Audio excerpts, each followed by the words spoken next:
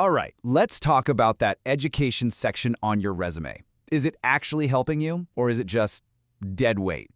Today, we are going to cut right through all that confusion. We're going to figure out what recruiters really want to see. So, let's dive in. So, here's a question for you. A recruiter gives your resume what? 6 seconds? Maybe? In that tiny window of time, is your resume screaming, hey, I'm the perfect person for this job? Or is it kind of just whispering a bunch of confusing stuff? Look, the goal here is to be loud and clear, and I'm going to show you exactly how to do that. Okay, the big idea we're working with today is what I call signal versus noise. Think of it like this. The signal is all the good stuff. It's the clear, powerful info that basically proves you're the right fit. And the noise? Well, that's everything else. It's the clutter, the old, outdated details, all that irrelevant fluff that just drowns out your signal. So your job, your mission, is to turn up the volume on that signal and just cut the noise. All right, so first things first, let's focus on the most important part, right? Building that strong, impossible-to-ignore signal. What is the absolute, non-negotiable things you've got to have on there? And you know what? It's actually way simpler than you might think. For your education section, you only need 3 things. Seriously, just 3. Your degree, the name of the school, and the year you graduated. That's it. This is the core signal. It's exactly what recruiters and, maybe more importantly, those automated applicant tracking systems, the ATS, are programmed to look for. Anything else? It's probably just noise. And this right here, this shows the difference perfectly. On the left, you've got a clean, powerful signal. Boom. Done. On the right, well, for anyone who's been working for a few years, that's just a wall of noise. I mean, let's be real. Your 3.8 GPA from college just doesn't carry the same weight as that awesome project you crushed last quarter.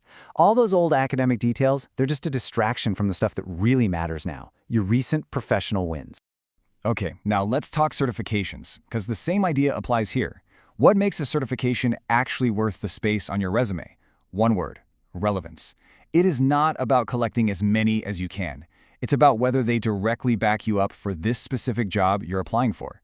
You know, if the job description is begging for a PMP cert and you've got it, that's a huge signal. If they don't mention it, well, then it might just be noise. So here's the golden rule, the main takeaway for this part. Every single certification you list has to be a strategic choice. A super long list of random stuff can actually hurt you. It can make you look unfocused. You've got to ask yourself this simple question for each one. Does this prove I can do the job I'm applying for? If the answer is no, just leave it off. It's that simple.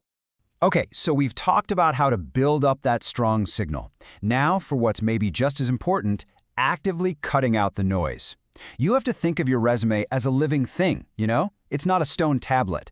As your career grows and evolves, you've got to be willing to prune away the old stuff that's just not relevant anymore. So you might be wondering, when does this happen? When do I start trimming things down? Well, the big turning point is usually around the 2 or 3 year mark of real professional experience. Once you hit that point, what you've actually done at your job becomes a way stronger signal of your value than anything you did back in college. So here's your action plan. It's super simple. Once you hit that 2-year mark, do this quick little audit. Pull up your resume and look at that education section. Are you still listing your GPA, dean's list, membership in some old college club? If those things aren't the absolute strongest points you have to sell yourself anymore, guess what? It's time for them to go. And really, this is the bottom line, isn't it? Think about it. Nobody is hiring a software dev with 5 years of solid experience because they made the dean's list. No way. They're hiring that person because they led a successful product launch or because they optimized a critical database. You have to let your work do the talking. That's the real signal recruiters are listening for. All right, let's bring this all home by kind of reframing how we even think about a resume in the first place. Because its real job, it might not be what you think it is. And I want you to burn this into your brain. Your resume is not a complete history of your life. It's not an autobiography. It is a targeted one-page advertisement with one and only one goal: to get you an interview. That's it. Every single word, every line has to serve that single purpose. So I'm going to leave you with a question, and I mean it. Pull up your resume right now if you can, and look at it through this signal versus noise lens. In those first 6 seconds, what is the absolute loudest thing it's saying about you? Is it screaming about that incredible project you finished last year? Or is it whispering about your GPA from like a decade ago? Your job is to make sure it's screaming the right message, loud and clear.